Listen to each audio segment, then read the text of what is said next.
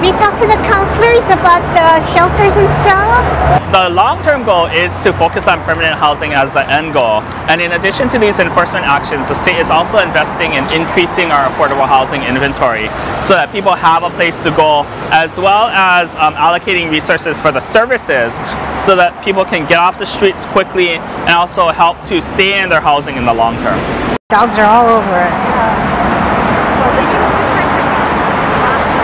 Yeah. The DOT is planning to put up a fence, so they're just trying to let people know that they're not supposed to have their property in this area because it is restricted per the Hawaii Revised Statute. So we're just trying to give people as much notice as possible before we put up the fence, because we're trying to, respect their privacy, respect their property. So that's what we're doing. And the reason for the fence is to do what? The reason for the fence is to protect users, the public who are using this bike path, both for bicycling and for people who run here, people who walk here. So protect the general public. You guys okay with the shelter? You have shelter information and all that?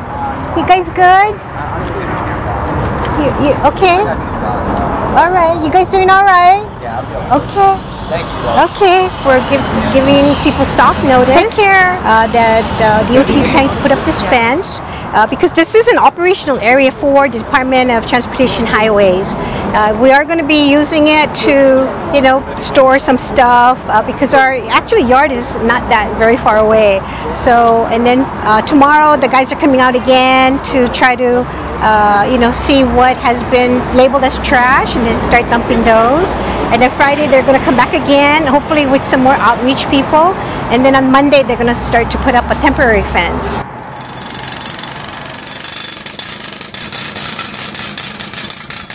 But because when they start building the fence, it'll be an unsafe area for people to be in. We've been going out for the past couple of days, notifying the people in the area that the construction is going to start and giving them options about shelter and housing.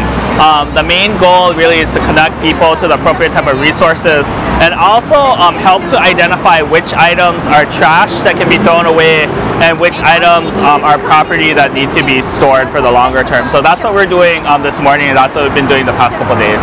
Outreach is coming, but they're going to start putting up the fence on Friday. Okay. Yeah, okay, thank you. We want to make sure that we're respecting the rights of the homeless persons that are living in these areas. Many of these people, we know that their belongings are their personal property, just like each of us have personal property, and we want to make sure that those rights to property are respected, while also making sure that we give them options so that we can get a long-term resolution to their homelessness. Our goal is not just to push people from one area to another, but really focus on the long-term solution to help them get into permanent housing. Putting the trash in. So we grab the trash and We're going to grab some bags. So we can shove them into that, but the big stuff we can, Hawaii Revised Statutes 171-315 outlines a specific procedure. The first step is we go and we talk to the people here and have the people identify for us, if they are here, what is their belongings and what is trash. And that way it's really clear for us what needs to be thrown away. For anything that there's a question about, where there's a place that looks like someone might be living there and they're just not there when we come, we'll tag the item first, leave it for a period of 24 hours to see if it's abandoned. And if it's abandoned, we'll tag it again. And the process in HRS 171-315 specifies that we can leave that item for at least 30 days. And if at the end of 30 days the tag is still there and the items are still there, then we can dispose of it. So we're just really following the process outlined in the law. What's the primary factor or factors that you want people working in various state agencies to consider when they're contemplating conducting an activity like this?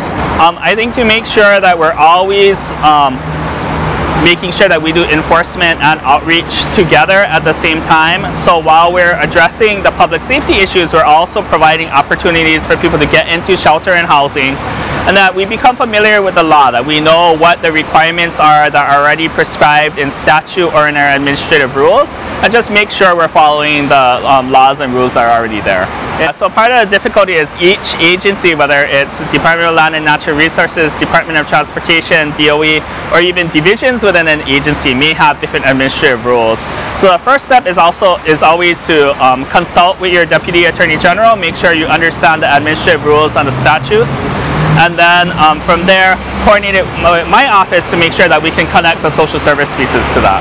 There's a lot of adjustment and course correction as you go, but I think the other thing we're learning when we actually do go out and we talk to the people in these encampments, we actually are not getting a lot of resistance. People are very cooperative, willing to work with us, and I think that's another thing for state agencies to understand, that sometimes it's a little scarier than what the actual reality is, but when we get out here, this is a population that's really easy to work with as long as we're clear and we explain the process of what they can expect.